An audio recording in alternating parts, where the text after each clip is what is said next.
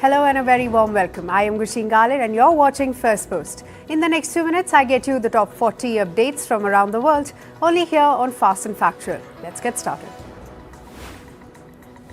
Billionaire Elon Musk said his social media platform X was hit by a massive cyber attack yesterday. He said that the attack was conducted using a lot of resources and was originated from Ukraine. This comes after thousands of users reported issues in accessing the social media platform yesterday. The US and Ukrainian officials are holding talks in Saudi Arabia to discuss a possible peace deal with Russia. The talks came after Ukrainian President Volodymyr Zelensky met Saudi Crown Prince Mohammed bin Salman yesterday. Riyadh extended its support to resolve the war in Ukraine and achieve peace. An Israeli team is in Qatar to hold discussions on extending Gaza ceasefire. The phase 1 of truce deal expired on March 1. Hamas seeks immediate negotiations for the next phase, which involves complete withdrawal of Israeli troops, while Israel is pushing to extend the first phase. Multiple Israeli strikes were reported in the southern Syrian province of Dara.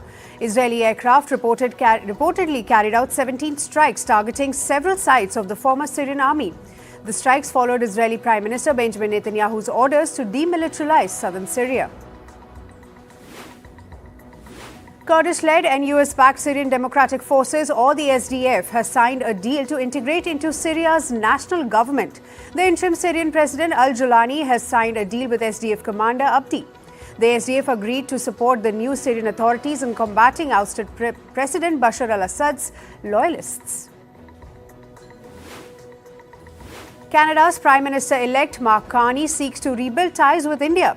He said that he was looking forward to an opportunity to build a relationship between the two countries. He added that Canada wants to diversify its trading relations with like-minded nations. Ties between Canada and India soured under Prime Minister Justin Trudeau's government. India's Prime Minister Narendra Modi is on a 2-day visit to Mauritius. He received a warm welcome by his counterpart Naveen Chandra Ramgoolam. PM Modi also met the country's President Dharam Gokul. The Indian Prime Minister will attend Mauritius National Day celebrations tomorrow. The Special Forces of India and Kyrgyzstan are holding joint military exercise in Tokmok. The drills focused on urban warfare counter-terrorism tactics began yesterday. The military exercises will commence until March 23. At least 18 people lost their lives after a passenger bus overturned in southern Mexico. At least a dozen others sustained injuries. The cause of the accident is still under investigation. Former Philippine President Rodrigo Duterte was arrested in Manila earlier today. This comes after International Criminal Court issued a warrant against him for crimes against humanity. This as Duterte's brutal anti-drugs crackdown saw thousands of killings. Meanwhile, his supporters rallied in Manila protesting his arrest. In climate news, Queensland authorities rescued over 150 people stranded in floodwater as ex-tropical cyclone Alfred battered Australia. 1 man died and 12 soldiers were injured in wet road crashes. Despite mass power outages and evacuation, Brisbane was largely spared by the storm's full impact. Residents of the Codavisa neighborhood in La Paz, Bolivia are mourning the loss of their homes after a devastating landslide. Displaced families shifting through the wreckage, salvaging whatever belongings they could. Authorities attribute the disaster to heavy rainfall, which has saturated the soil over the years. At least 40 families have been affected, according to Bolivian state news agency. Vietnam's largest conglomerate, Vingroup, is set to start work on controversial $9 billion real estate project near the Can Geo Biosphere Reserve.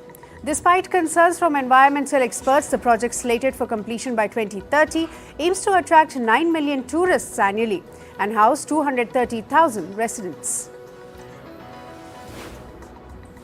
Protesters gathered outside Houston's Ceremonial conference where global energy executives met amid policy rollbacks and climate action. Activists called for an end to oil and gas expansion, holding signs like "Stop funding the climate crisis" and "No faith in fossil fuels." This is as industry leaders pushed for deregulation. The US Supreme Court declined a bid by 19 Republican-led states to block lawsuits filed by 5 Democratic-led states. The lawsuits accuse major oil companies of misleading the public over the role of fossil fuels in climate change. The top court declined to hear the case in state courts targeting major energy giants like ExxonMobil, Shell and Chevron. On to business and tech news now. Stock markets across globe tumbled over uncertainty posed by President Donald Trump's tariffs. The S&P 500 fell by 2.7% yesterday, marking its biggest daily drop of the year, while Nasdaq Composite declined by 4%, marking its largest one-day decline since September 2022. Delta Airlines reduced its first quarter profits forecast by half over U.S. economic uncertainty. The Atlanta-based airline has now posted its expected profit at 30 to 50 cents per share. In January, the company had posted its profit forecast at 70 cents to $1 per share. Delta Airlines shares plunged by 14% after the drop. The shares of electric car maker Tesla plunged by 15% to a little over $222 yesterday. The stock hit their lowest since October 2024, losing $125 billion in value in a day.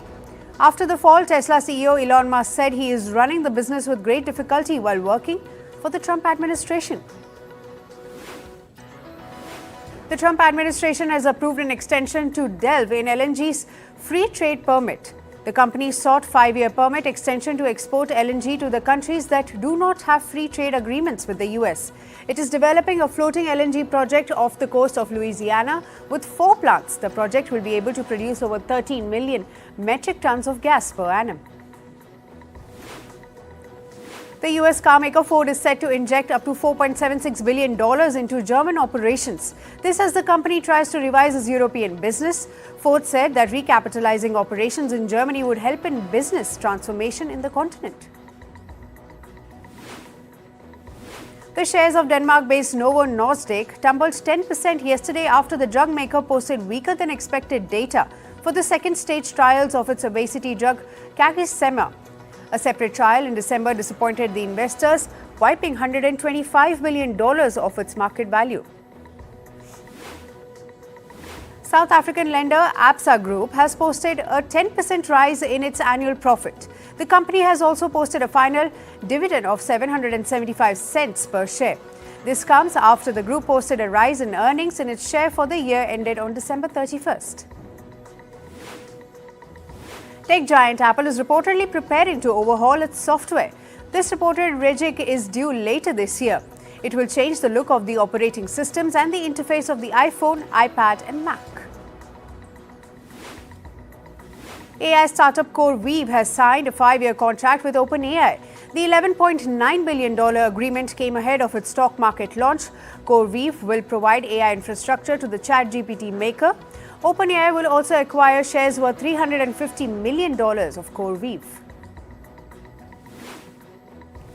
Oracle posted a strong long-term growth outlook. This as the demand for advanced AI computing continues to surge.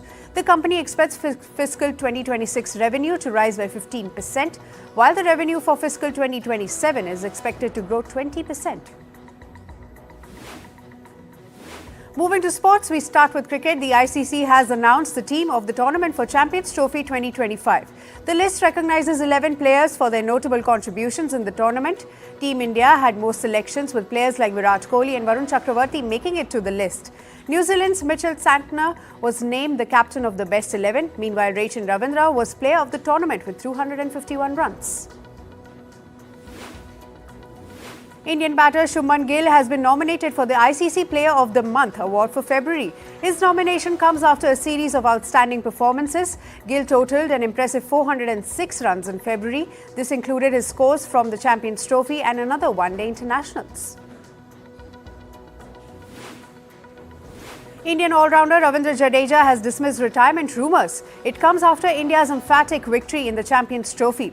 Jadeja was key to the Indian team in the tournament and earned the Fielder of the Tournament award. He took to his Instagram and rejected rumours around his retirement from the ODI format.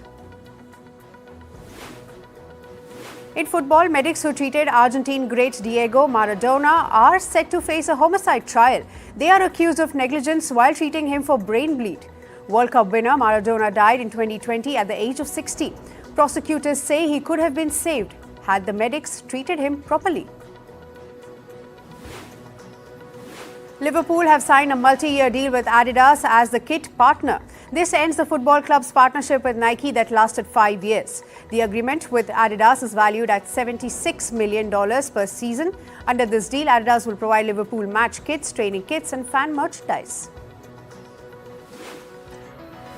In tennis, women's world number 1 Aryna Sabalenka has made it to the last 16 of the Indian Wells. She defeated Italy's Lucia Bronzetti 6-1, 6-2 in set sets. Sabalenka dominated the match and wrapped it up in just an hour and 15 minutes. The Belgian star is next Britain's Sone Cartel for a place in the quarterfinals.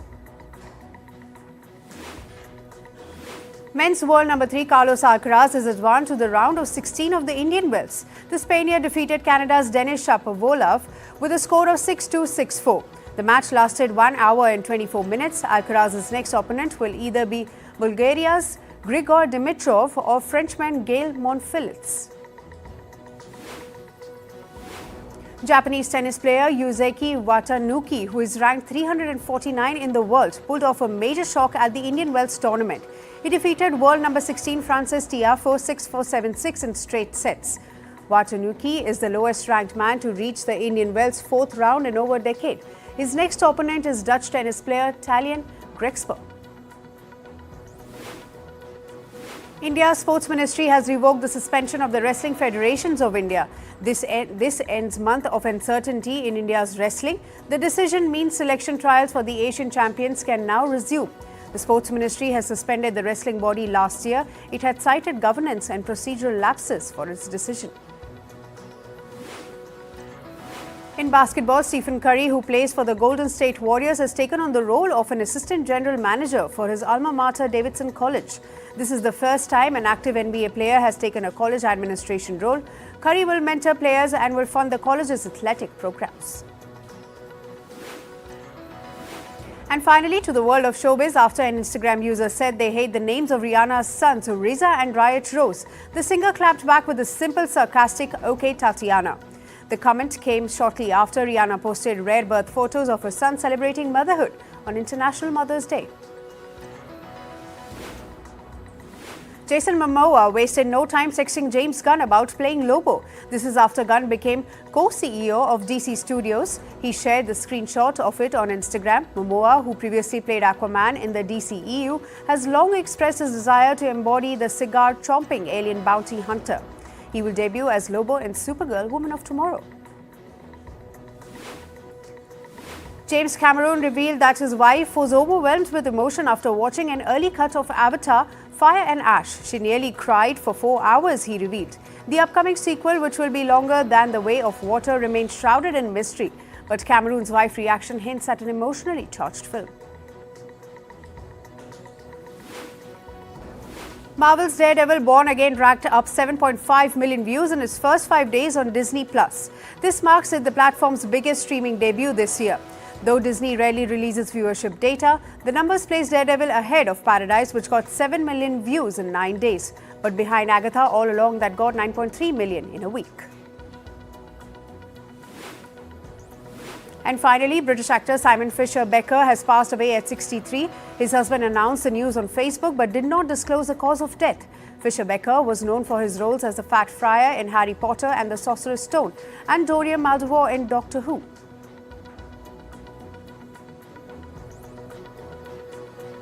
That's all for today. Thank you for joining us. I am Gusheen Garland and we'll see you right back here tomorrow. Stay informed and stay tuned to Firstpost.